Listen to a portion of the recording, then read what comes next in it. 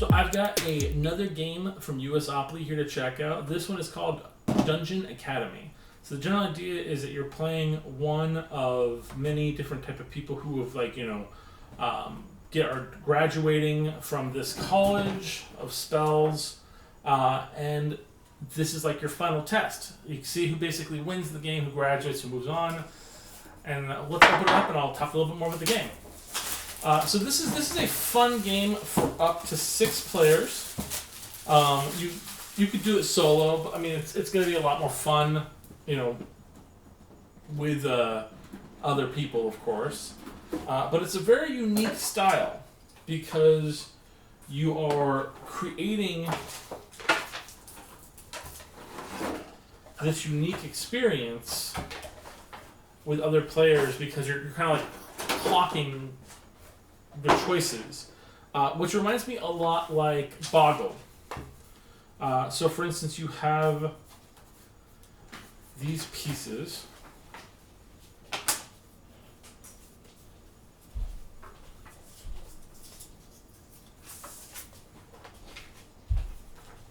I don't want to build it wrong because it specifically has a little design. So you have this one here, and I guess you pop this piece out. Then you have these pieces here, this piece here.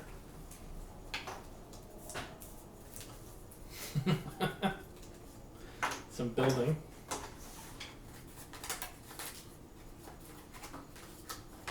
And we'll come back to those in a second.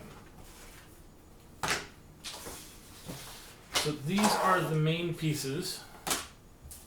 And let's do this right. So you take this, you fold these down.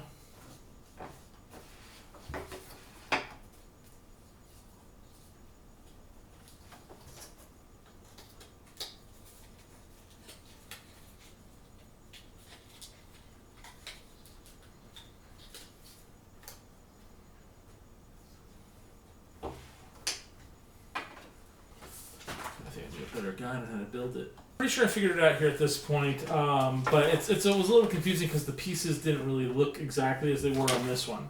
But generally speaking, you have this little feature that you build. Now, on your turn, beginning of each round, you're going to take these die out. And there are certain dice that are added after the fact. So these 2 dice are not added right away. So you take these dice, and you're going to roll them in here. Yeah, push them down, and then you're going to take this and place it in there, and then there you go. Now that is your dungeon. That is what everyone is going to be running through on their turns. Now there is a set clock period of time in which players are going to run through this space. So on this pad here, there are a lot of these little guides. This is a little instructional guide for the players. Each one gets one, and they are double-sided. And the game is 4 rounds max. So this one sheet will cover you for the whole turn. Now on your turn, once you basically put these out, you're going to start drawing your path immediately. This one first, then second, then third, then fourth on this piece. You have to go from one side of the dungeon to the other. So you're basically entering and then exiting. The entire purpose of that is you're going to take a path and you're trying to gain benefits through the process. So on this board here, you'll see we have potions. So a potion that is red is going to give you health. A potion that is blue is going to give you mana.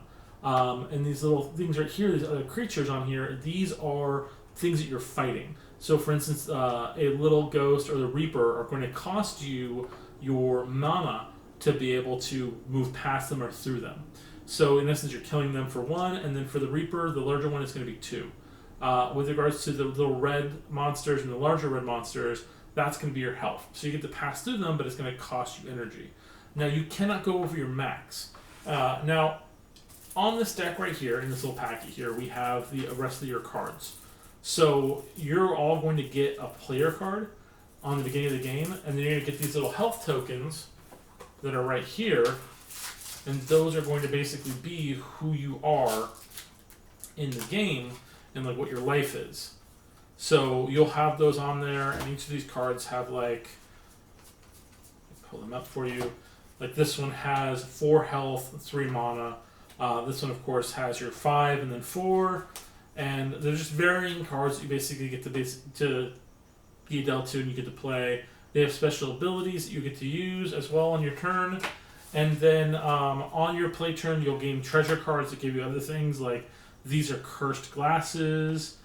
During the next level, your red potions are blue and your blue potions are red. So these things cause special abilities. Some things will give you, like, for instance, this is a potion, you can discard it, and you can then gain the actual benefits of regaining a health as gaining a mana. And then, so generally the way it works is on your turn, after you've basically filled it out, once you're done, you get to grab one of these cards in the order of play. So you're the first one done, so you grab the 1 card. Then so forth and so forth. So you basically know this is the order, and these also have another importance. So for instance, if you tie for how many points you gain at the end of the last round, the person with the higher order card, the person that finished round 4 first, is the one that breaks the tie between the two. Now, when you're going through it, you'll put points down, health tokens down, or mana tokens down to indicate that you got a point for killing a monster, and then add those up on your indicators. And then you can also gain coins down the line once you add these other pieces in and other benefits. And then additionally, there are little goals in the bottom of the cards that you can actually click saying, I'm going to go after this goal during this gameplay, and then you gain gold specifically for doing those things. So it's really important that you understand what you're doing in the game, what your capabilities are before you start, because time is clicking down and you want to be able to plan your route beforehand. Like, I have to take out a blue ghost, a low blue ghost, and a major blue ghost, and if I do that, I'll get a gold coin. So you want to be able to have that there, so you can plan for that route as you're going through. So it's really important to kind of get that kind of down, understand what you're doing, and as you progress through the game. So for the next round 2, you're going to be adding in that piece, and that's going to control, like, oh, you can only go this way with this L piece, or maybe if you go here, you're going to get like a coin, or like this will say you'll go straight here. You can't go left or right. And then this one here will have additional bosses that require 3 instead of 2 health to go through, or with the blue, of course, 3 mana instead of 2. So there are a lot of really cool benefits to this game. It's great for up to 6 players. So if you've got a little bit larger of a family, if you want to do some game night, this is a great way to kind of think outside of the game box and play this a little bit different. And if you're a fan of games like Boggle, where you have to fast think like what you're going to do and where you're going to pick from, it's kind of very similar, but it does have that adventure kind of design. So you're more likely going to find that to fit more in people that like D&D or this kind of flavor text. But like all in all, the art is really adorable and cute. The gameplay dynamics are quick to jump into and kind of understand. And so I really feel like it's going to be an easy game for younger players to get a hold of, as well as older players. Well, hopefully you guys liked this video. Please like and subscribe if you liked it. We'll see you guys next time.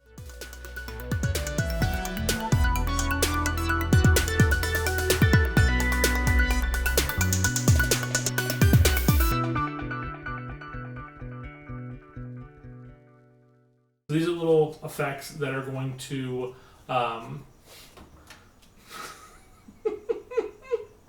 Monica, can you get him?